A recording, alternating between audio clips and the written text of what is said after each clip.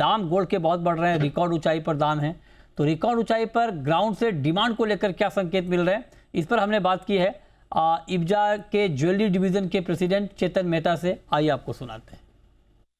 नमस्कार, और इस वक्त मैं हूं इंडिया इंटरनेशनल बुलियन समिट में, जहां पर ज्वेलरी के ऊपर, गोल्ड के ऊपर बहुत डिटेल में चर्चा हो रही है।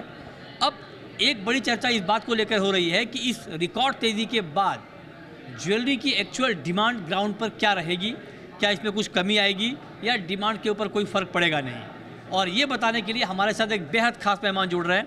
हमारे साथ हैं चेतन मेहता साहब, जो कि प्रेसिडेंट हैं ज्वेलरी डिवीज़न इब्जा के, मतलब जो ज्वेलरी डिवीज़न है India Boolean and jewellers association का, उसके प्रेसिडेंट हैं। ये हमें डिटेल बताएंगे कि ज्वेलरी की डिमांड ग्राउंड पर इस वक्त है क्या। चेतन जी, बहुत स्वागत है आपका जी बिजनेस पर। आप तो ज्वेलरी डिवीज़न के प्रेसिडेंट हैं, मतलब आपसे बेहतर ये और कौन बता सकता है कि ज्वेलरी की डिमांड इस वक्त है कैसी। नमस्कार मृत्युंजय जी, पहले तो मैं आपको धन्यवाद देता हूं कि आपने आज ये स्पेशल एपिसोड कवर किया। ज्वेलर्स के लिए बहुत इम्पॉर्टेंट था और आपने IIBS भी आज बहुत अच्छे से आपने कवर किया। और मृत्युंजय जी, मैं अगर बात बताऊं तो कहीं ना कहीं मैं ये डिनाई नहीं करूंगा, कहीं ना कहीं डिमांड कम हुई है प्राइस के हिसाब से। लेकिन आगे जाते हुए जो आगे के हमारे जो आगे के मंथ्स हैं उसमें बहुत सारी शादियां हैं, बहुत सारे फेस्टिव आ रहे हैं, होली आ रही है, बहुत सारी इतनी सीजनल चीज़ें आ रही हैं, उसमें डिमांड बहुत अच्छी रहेगी। हाल ही का अभी काफ़ी टाइम से थोड़ा सा प्राइस भी स्टेबल हुआ है गोल्ड का, और इससे एक कमी आई है ज़रूर कि कहीं ना कहीं क्वांटिटी में फ़र्क पड़ा है। उसमें मैं आपको कोई दो राय नहीं कहूँगा कि कहीं ना कहीं साइज़ में कमी हुई है, लेकिन मैं 100% ये कॉन्फिडेंट हूँ कि आने वाले दिनों में जैसे शादियाँ हो रही हैं, बड़ी ज्वेलरी की डिमांड बढ़ी रहेगी और गोल्ड भी स्टेबल है। और इससे ये पक्का यकीन हो रहा है कि डिमांड और ज्वेलरी की सप्लाई और सेल्स बहुत बढ़िया रहेगी मृत्युंजय जी। अच्छा, लेकिन कुछ लोग ये कह रहे हैं कि गोल्ड में रिकॉर्ड तेज़ी के बाद गोल्ड की जो डिमांड है गोल्ड ज्वेलरी की, वो थोड़ी बहुत शिफ्ट हुई है सिल्वर ज्वेलरी में, ये बात ठीक है?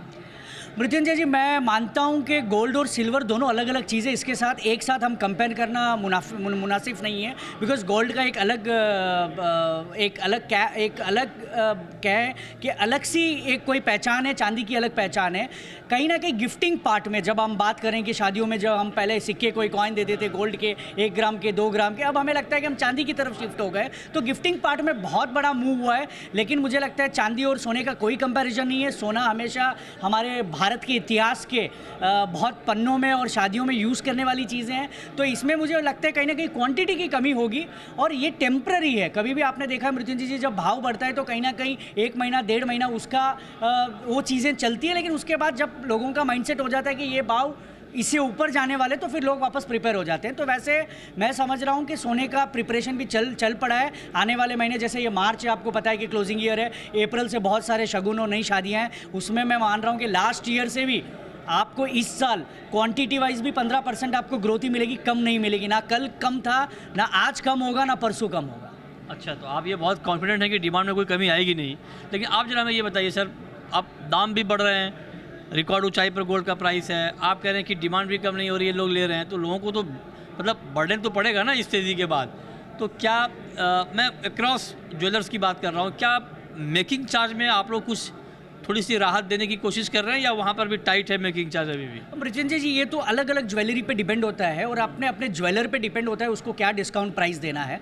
मेकिंग चार्ज तो सिर्फ एक बनाने का जो एक्सपेंस होता है उसके चार्जेस है। कहीं ना कहीं हो सकता है कि जब हमारा सीजन स्लो डाउन होता है तो कोई ज्वेलर सोचता है कि चलो 2% 1% कहीं ना कहीं हम डिस्काउंट दे दें, जैसे प्राइजेस बढ़ रहे हैं, इससे काफ़ी कोई फ़र्क नहीं पड़ने वाला। आकर्षित करने वाला है कस्टमर को कि भाई डिस्काउंट में कमी, थोड़ा डिस्काउंट है तो हमको ज्वेलरी खरीदनी चाहिए। लेकिन ये बात भी मैं आपको बता दूँ मृत्युंजय जी कि आप कह रहे हैं कि डिमांड क्यों कम नहीं पड़ेगी। साल में कितनी शादियां हो रही हैं हिंदुस्तान में, आप देखें तो कितनी शादियां, हर साल शादियां 10 से 15-20 लाख की बढ़ोतरी हर साल। हमारी यंगस्टर्स क्राउड है पूरे भारतवर्ष में, इतनी यंगस्टर क्राउड है। तो मुझे लगता है कि हो सकता है कि क्वांटिटी में जो 50 ग्राम का सोना ले रहा है वो 40 ही ले पा रहा है, लेकिन जैसे लोग बढ़ रहे हैं वो क्वांटिटी मैच हो जाएगी, वहाँ पर मुझे कोई कमी नहीं दिख रही है। और मुझे पक्का यकीन है, मैं कॉन्फिडेंट नहीं 200% कॉन्फिडेंट हूँ, जब आप मुझे नेक्स्ट साल यही IBS में मिलेंगे तो 15% आप क्वांटिटी में ग्रोथ देखेंगे, वैल्यू में नहीं।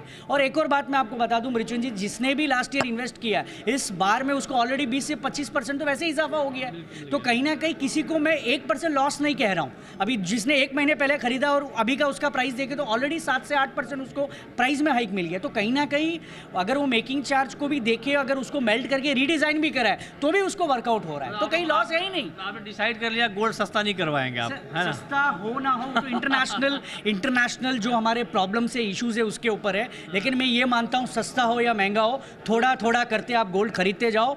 आपके जीवन के लिए, आपके इतिहास के लिए, आपके सेंचुरीज के लिए ये हमेशा आपके साथ रहेगा। ये एक ही चीज़ है, लाइफ इंश्योरेंस की तरह है, ज़िंदगी के बाद भी, ज़िंदगी के साथ भी।